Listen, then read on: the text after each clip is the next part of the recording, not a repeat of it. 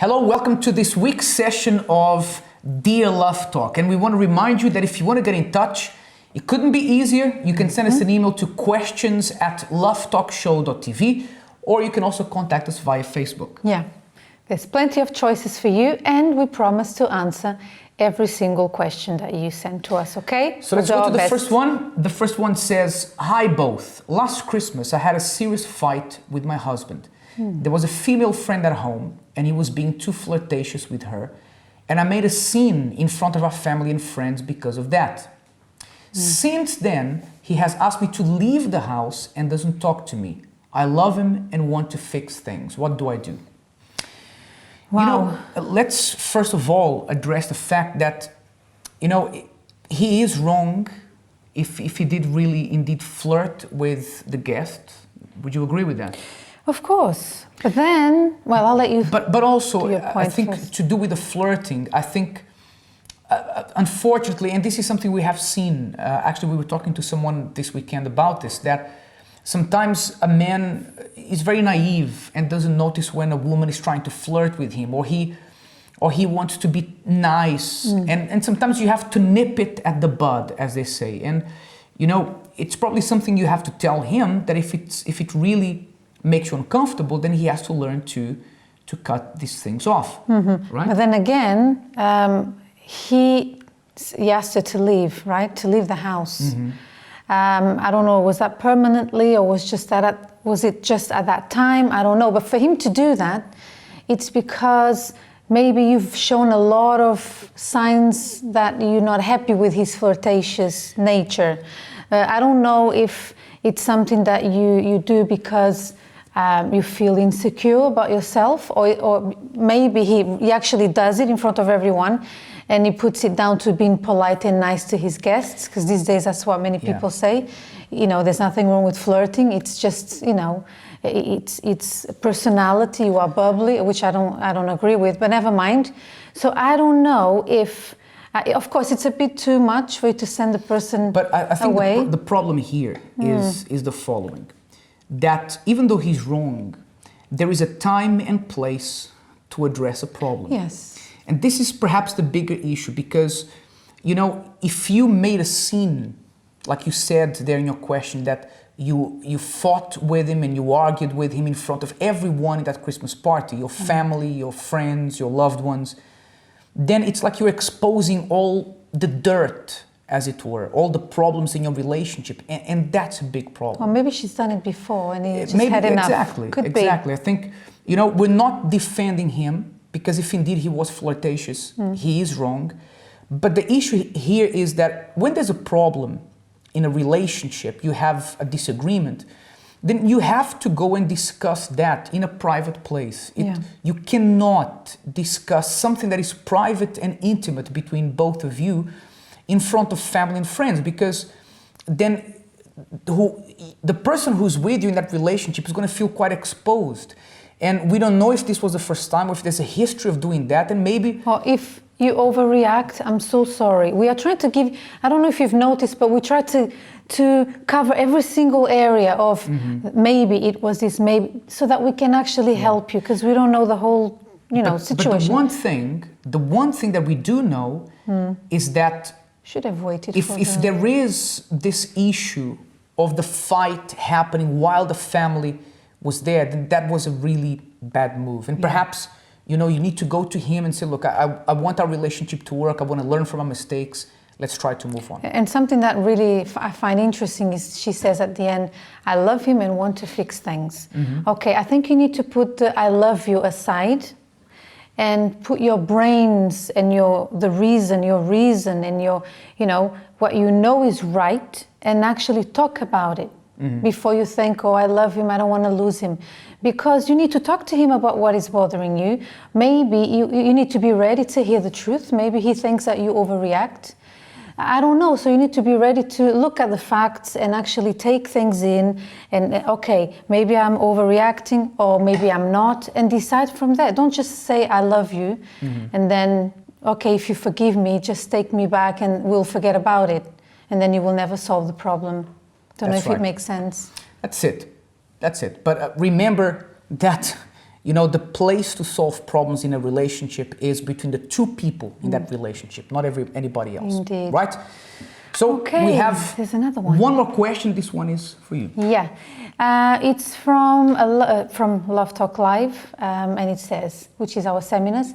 Hi, Love Talk. I have dated someone for a year, and although he puts pressure on me to show him affection, up until now we haven't kissed nor even held hands. I don't really feel the need to do this until marriage. Is this normal? No. So the thing is, I don't know, this seems to be a question from a more mature couple. Maybe, you know, they've had other relationships before, I don't know. But it's not normal, because imagine you get married. I'm sure that you are in this relationship because you like each other.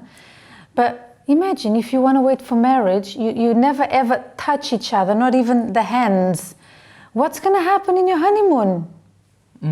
It's going to be a bit too much for you. But it's strange, right? It's strange that in a relationship, if you've been dating this person, and the thing is that you say you don't feel the need to do this, that's quite strange, because it's not normal. You know, you want to show your affection to someone. It feels good to have someone, you know, to hug you or to kiss you. Think of those in a long distance relationship. They wish they had the person so they could at least hold their hand and say, oh, you know, it's a cold day. So here's the thing.